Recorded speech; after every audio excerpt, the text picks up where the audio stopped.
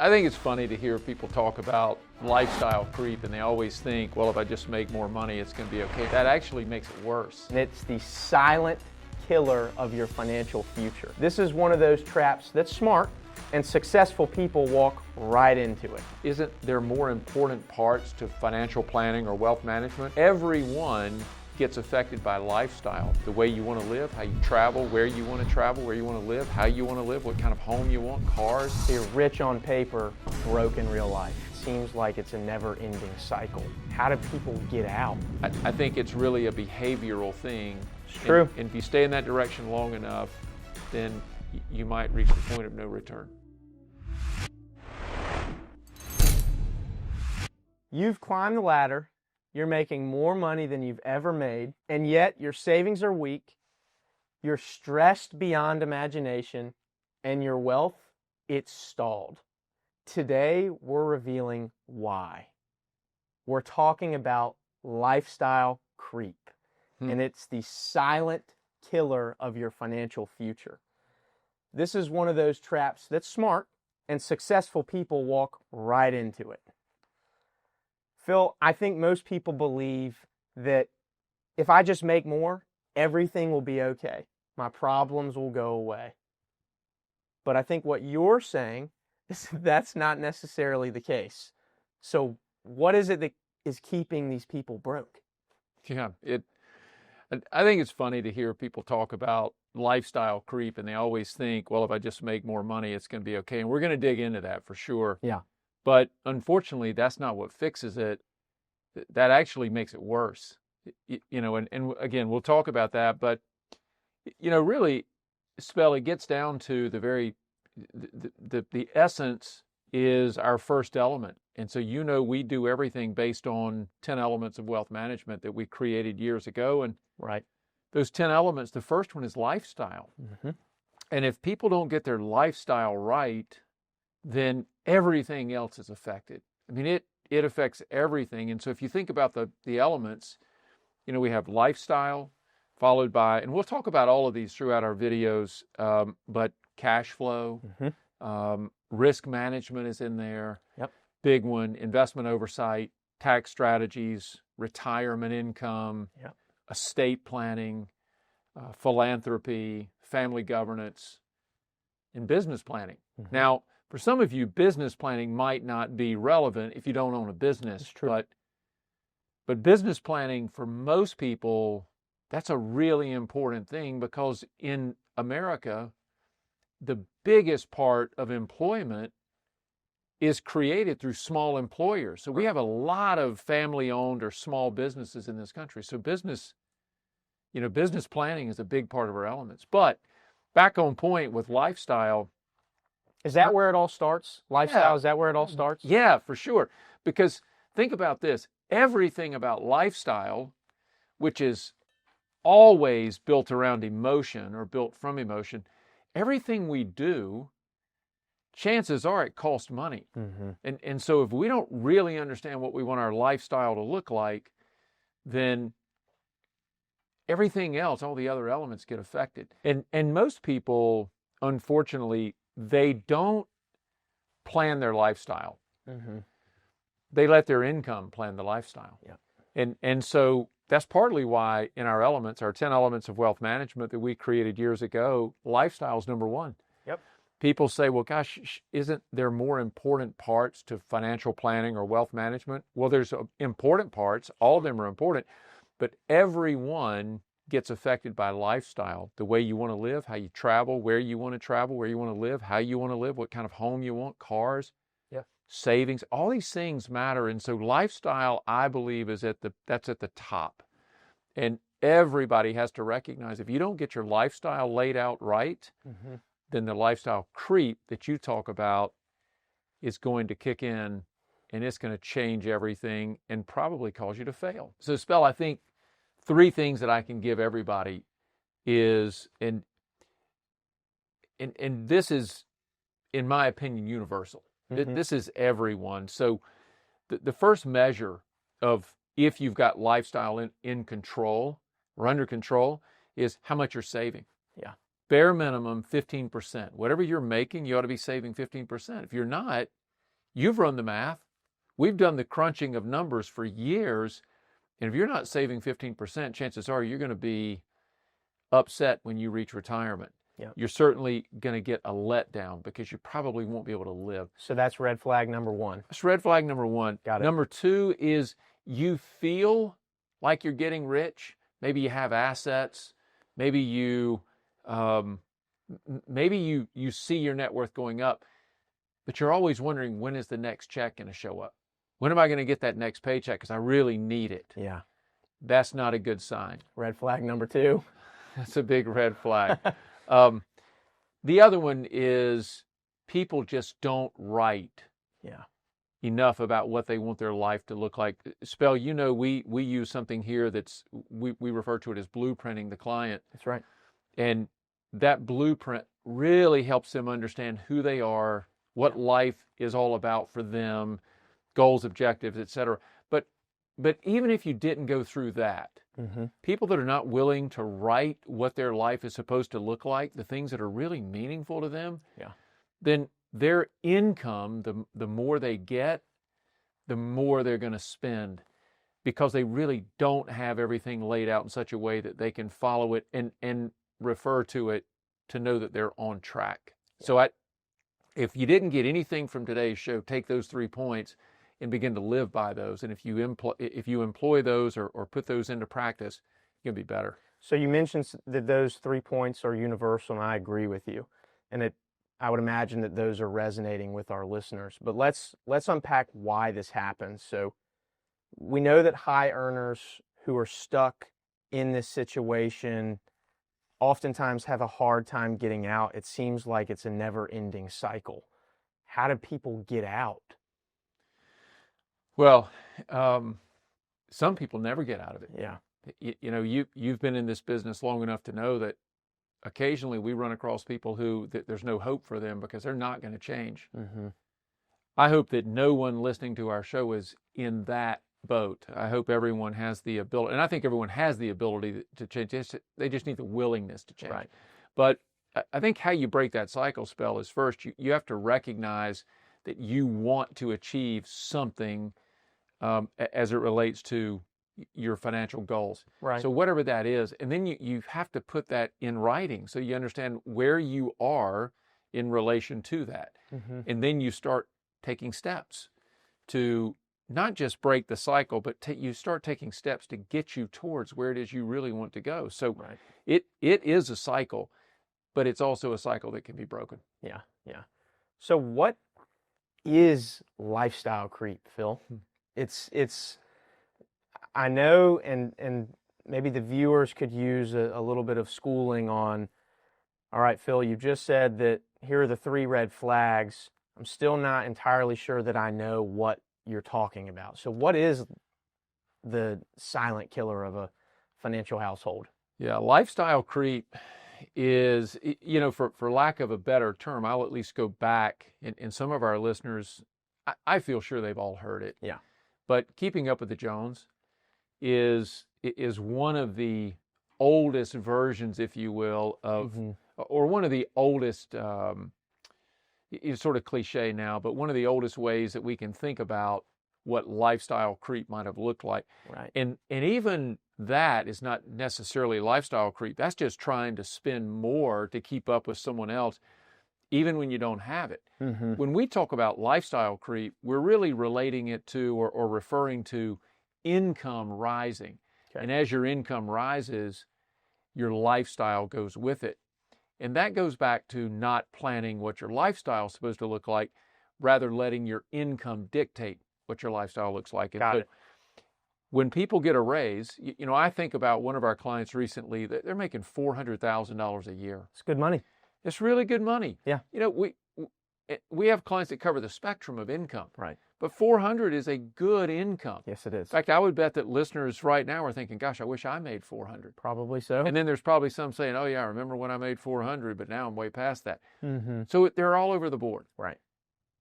And this is effective no matter where you are, what I'm about to tell you.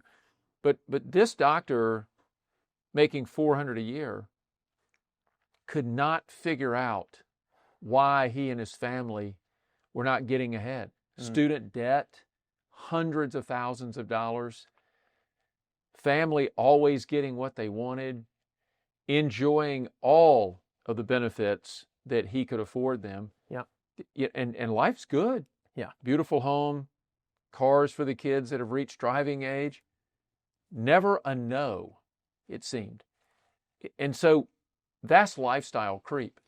The more money he made, their lifestyle every year, I can look in our system as we were planning for them and you could just see it. It was just rising. Yep. That's lifestyle creep. Yeah. And so I think the challenge for most people, Spell, is you can have lots of income but be broke. You can earn 400, 500, $1 million a year and be broke. So you're rich on paper, broke in real life. You look great on paper. Yeah. But if every time you get more money, you start buying more stuff, and here's the worst one. This is the worst of all, Spell. And you've probably had this with client engagements. I've got this bonus. It's coming in December. Yep. It's going to be $60,000 or $100,000. Yep. And so we're going to go ahead and build this pool that we want. How many times have I heard people talk about that, and it drives me nuts? The money's not even here. Right. They're hoping in December that this bonus that's been forecasted, and they assume they're going to get it, and they go ahead and drop $150,000 for the pool by borrowing the money on the old home equity line of credit, right? So they go get the HELOC, and they say, but I'm going to pay it off when December comes and I get that bonus. And what happens? Bonus shows up. They don't pay off the HELOC because they're comfortable making the payment. Yeah. And before you know it, the $60,000 or $150,000 bonus is being spent. Gone. That is how lifestyle creep exacerbates an already tough enough situation, which is trying to build wealth. Yeah. And so you start doing those things, and it can really make the situation get really bad really fast. You mentioned something a second ago. It was the third red flag that you mentioned, that if you don't write what it is that you're trying to achieve, a lot of times, it's out of sight, out of mind. We have conversations all the time with folks that they don't believe us when we call attention to their lifestyle. And we have access to the numbers, and they still don't believe it. And it's almost, it's not funny, because this is a very serious thing that we're talking about, but sometimes I chuckle inside and I think, well, don't argue with me about what you're spending. You're the one spending it. Nobody likes to be told that their spending is too much. And most people think they know what they're spending. Right. Until you show it to them. Right. So I think this lifestyle creep thing, it also calls in one other component within our elements, and that is thinking about performance, rate of return. And so when people get too far out over their skis with lifestyle creep, first thing they think is, well, I'll just get a better rate of return on all my investments and that'll fix it. That causes another problem. We'll talk about that in another show, I'm sure. For sure. So Phil, talk to us about the moment that people realize that they're in trouble. You mentioned something earlier about people waiting for the next check. I would imagine that that's probably some of it. But also, is it maybe potentially when someone gets a raise and all of a sudden that doesn't eliminate the stress? Is that when people realize that they're pretty much in trouble? Think, income, more income, bonuses, that doesn't fix bad behavior. Right. So really, this problem, it's not just about trying to earn more, or if I get more income, that'll fix things, or when that bonus check gets here. If you don't correct the behavior, then you just amplify the problem. And the problem will get worse and worse, and the greater your income, the greater the creep. And you can be making all kinds of money, wildly successful. Sure. Yet not really have anything saved or not have anything working for you. And we see that all the time. So I don't think that income's going to fix it. I think it's really a behavioral thing, which goes all the way back to writing what your life is supposed to look like, what you really want. If you can do that, and we talk about this in the book that's coming in the next few months, we'll have the 10 elements of wealth management. And that book will lay all of these things. It lays them out in a really easy to understand, in an easy to understand way. And I think anyone can read this and say, okay, I'm making these mistakes. They don't have to come work with us. Right. But just having some kind of a guide that reminds them, oh, I've got to think about that, or, oh, if this really is behavioral, or if I get more income, do I really need to let my lifestyle change? Well, there might be some things that you need to do different. Sure. But let's face it, just because you get more income, nothing about your life went down. Right. So unless you were just living in almost an impoverished state and now you get some more income and you want to come out of that, that's one thing. Right. But if you're already living in a great home with 2 or 3 car garage and you got multiple automobiles, you got a boat, and you got all these things, I mean, how much more do you need? Good question. So either one, you're trying to keep up with the neighbors. Right. You want to look good, or you just don't have a game plan, and all the distractions or everything that you see turns into a distraction, and you think, oh gosh, I'm making more money now. I can afford that. I think I'll get it. And that just breeds more and more and more of this bad behavior. We'll get right back to today's show, but first, I'd like to ask you a quick favor. If you're enjoying this episode, hit that like button and make sure that you're subscribed to our channel so you don't miss what's coming next. And hey, if something in today's episode has you wondering about your own financial plan, why not get a second opinion? Visit OmniStarFinancial.com to schedule a consultation with one of our team members. It's quick, it's easy, and it could make a huge difference in your financial future. Now, let's get back to the show. You're talking about bad behavior and spending. It sounds like lifestyle creep isn't necessarily just about bad behavior or bad spending habits. It sounds like there could be just some general aimlessness going on with folks who are experiencing lifestyle creep, or maybe not even, they don't understand that they're experiencing it, but they are. Yeah, such a good point.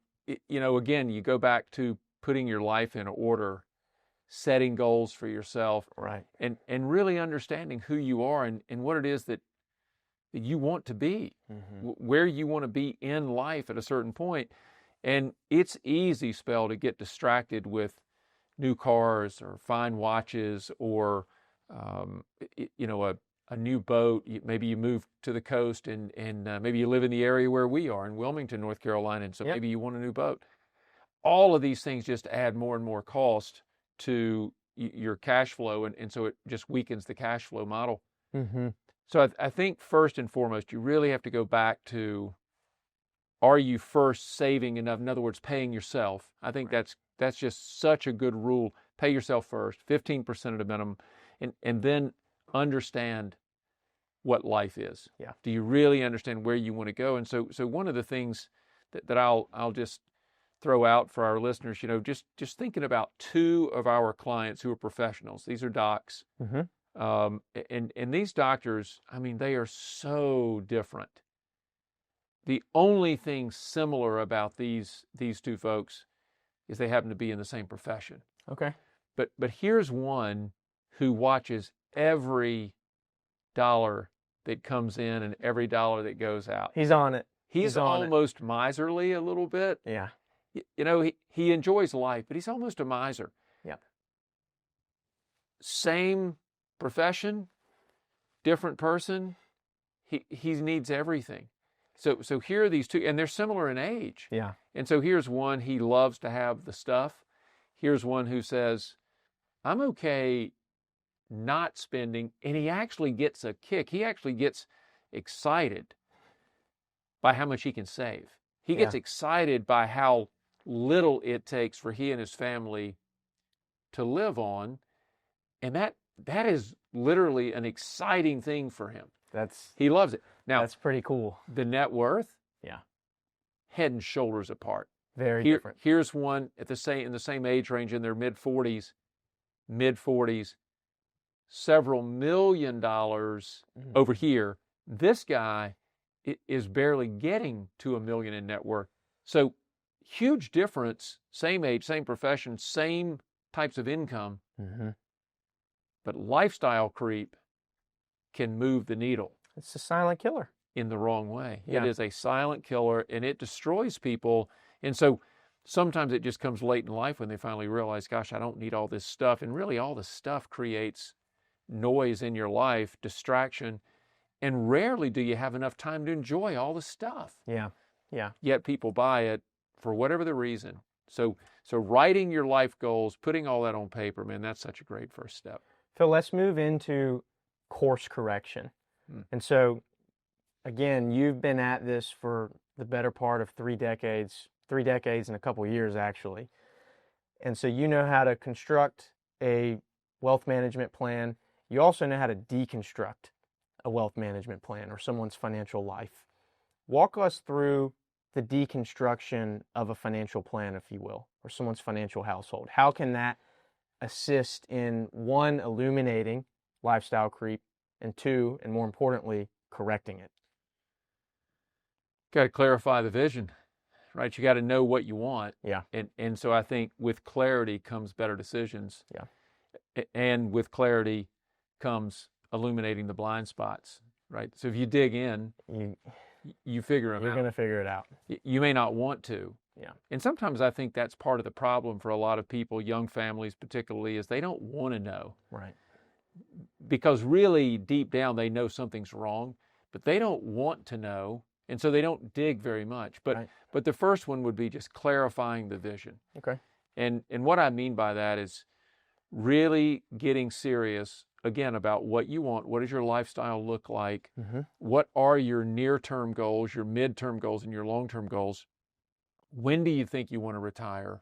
What lifestyle do you want now, and what do you think you want then? Right. But you must clarify that vision. Otherwise, you don't know how to plan for any of those things. It's true. You don't really know how to optimize your rate of return. For example, in the book, we'll talk about the core, or a calculated optimum return. And that calculated optimum return, or core, if we don't really understand what your vision is, then core has no place.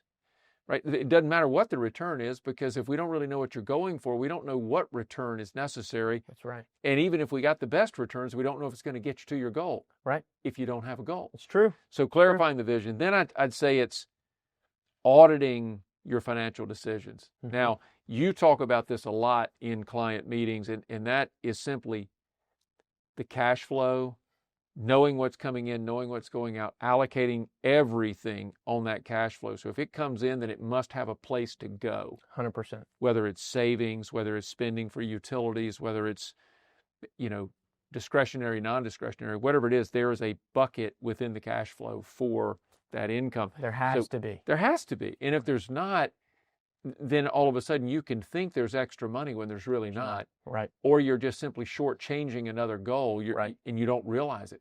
So there needs to be allocation of all the dollars coming in, allocated to all the dollars going, or all the places where it can go out. Right. Realigning that cash flow with investment strategy. So once you clarify the vision, once you audit all of your financial decisions using that cash flow, then you begin to realign the cash flow and the investment strategy. So based on the cash flow, now we know what kind of investment strategy you need. Yep. Hopefully you're already saving 15%. That's right. But you might need to save more. And this will open your eyes to that. This allows people to see it. So then we can start to figure out what rate of return do we need, how much more savings do we need, and it'll begin to come together. Not perfectly clear at this point, but those are the first 3 things. If you really want to reverse engineer, you can get to a lot if you have those things in place. Got it. Okay. Why don't you walk us through someone who has course corrected? We have all kinds of client stories that we can call on. Do you have one in particular that you're thinking about now that is a true success? They recognized that lifestyle creep was affecting their financial household. They did something about it, and now they're on the back end of it, and they're thrilled that they recognized that they had a major problem. Yeah, I mean, what a great question, because I'm sure there's lots of them in our family of clients, Spell, but I think of two. Okay. As soon as you started asking that question, two people came to mind. I figured you had some folks in mind. One is a dentist. Okay. The other one is in technology sales. Okay. He and his family have been clients for many, many years, probably about 10 years now. Mm-hmm. When they came to us, it was really not a good situation. In fact, I didn't want them as a client because their trajectory was not up. And things were tough for them. They were dealing with, they had several kids, some problematic, just a lot of expense. And it seemed like every decision that they made was a bad one. Mm-hmm. We had to use qualified money. That's how bad it was. They had IRAs, 401ks, and that's the last place you want to go when someone's only 40 years old, 45. Big time. Huge tax hits, but we really didn't have a choice. They had no other money, and they couldn't qualify for loan. I mean, they were in bad shape. They couldn't get a loan. Mm. And so we went in, did some deep digging, figured out what really mattered to them. And the first thing we did was lay out a life plan for them, and we got them engaged to tell us, what do you want? And Spell, I won't share all the details, but there was a lot of tears in those meetings. This husband and wife, they were at wit's end. Yeah. We said, we're going to take you as a client. We're going to help. And we worked out a game plan for them. Today, almost 10 years later, I saw them recently at one of our client appreciation events. And I told them, I said, I'm so proud of what you've done, because 10 years ago, your life was upside down. Yeah. And I said, today, your net worth is moving in the right direction. It's incredibly good now. They have so turned things around.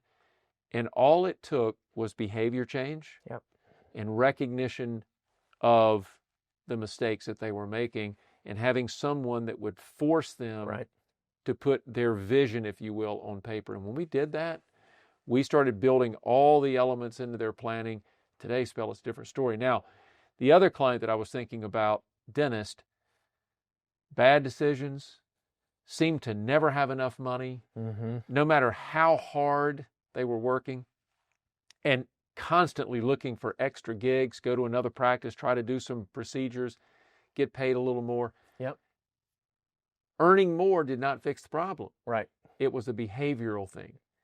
And so once we got that dialed, today, here is the beautiful part of that story. That person's no longer going practice to practice trying to find extra work. We were able to help that doctor acquire a practice 2 years ago. It's pretty amazing. They now own a practice. Yeah, it's great. And that practice, we still work on the consulting side of the practice. We see those numbers every day, every month.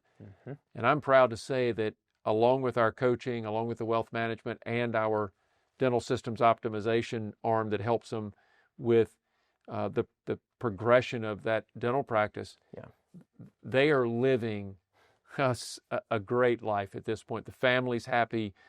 Income is good. They understand what they're trying to achieve. They understand their goals, and they're not into lifestyle creep. That's great. They're living life, saving, and accumulating wealth. So 2 turnaround stories, and they happen a lot. Yeah, those are great. Both of those were bad. Yeah. They were in a bad spot. Today they're in a great spot. Not bad anymore. Not bad anymore. That's great. Yep. So Phil, a lot of what we're talking about is not necessarily for someone who's living in poverty. You mentioned that. It's for the people who have multiple cars and a nice house and a nice boat, and they have everything that they could want, and most of the time their kids have everything that they want. And that's not a bad thing. That's not a bad thing. A lot of times that's indicative of you're doing something right in life. You've got some level of success that's affording you those things. But success can make you a target, right? Of unfortunately, of lifestyle creep. Yeah. I mean, you get into overconsumption. Yeah. And that can really be corrosive, because if it goes too far, you don't know how to stop it. Right. And it's so hard to stop. And by the time you do, you've just blown. You know, there's an old song by Jimmy Buffett that says, I made enough to buy Miami, but I blew it so fast. I think he uses another word. But, yes, I think you're right. But Just think about that. And that happens to so many people. They make enough money to afford an incredible lifestyle, and all of a sudden they realize, gosh, I've blown all of it, and they have nothing to show for it. So all of a sudden you get into to comparing yourselves to others. Yep. You get into this overconsumption as a result of that. You think you need it to look good, to look like you fit. Right. And then the other piece of that is you can get a lot of bad advice, because the more money you make and the more people you're around, everybody has opinions, Spell. Yes, they do. And so when you're around people who think they know something and they see you're successful, you can really pick up some bad advice from people that you know, like, and trust. And those things can take you down a really bad path. The advice, the comparison to your friends, and just overconsumption in general. So making a lot of money, you're exactly right. It is easily distinguishable. And in most cases in America, people gauge success on how much one makes. Right. Or how much stuff one has. Yeah. So on the surface, the aesthetics say that, oh, they're really successful. But they could be dying inside, wondering how they're going to get out of all this, or simply saying, oh, I just need to make some more money, because that'll fix it. But remember, that is a behavior issue. Exactly. And that making more money doesn't fix it. So Phil, what would you tell a person listening who's doing well, making good money, but deep down they know that they're out of control? Yeah. So I think, Spell, that's probably that is one of the best questions that we can answer for people. And I think we see that a lot, where people are making a lot of money. They are living the good life. They are enjoying life at a level that they probably never imagined. And if they did, they didn't really give it a lot of thought, except, gosh, I want to hurry up and get there. Right. And now that they're enjoying life, they're not getting good advice. They're forgetting to save. They're forgetting to have a checklist, if you will, for good behavior. They're forgetting about a cash flow analysis. They're not doing the fundamental things, the basic things. And so if you're listening and you think your life's a little bit out of control, you know you're spending everything, here's a little bit of a litmus test. If you're making 100,000, 200, 400, 500, $1 million, check, just do this for 3 months. How much money are you saving each month? Or if you're not saving it, how much do you have left to blow? Write it. How much of your expenses are required? How much of them are desired? And check those numbers. Do it over 90 days, and you'll know. In 90 days, you'll know exactly where you're going wrong, or if you're going wrong. Heck, you might be saving 50% of your income or more. In that case, I would give you a kudos, big applause. You get a check. But 90 days, check those things, and if you find that you're not in a position of solid savings, and knowing that you have plenty of discretionary dollars, you probably are out of control, and you need some help. So if you just think about people, everybody, they want to build wealth. They want to have a successful life.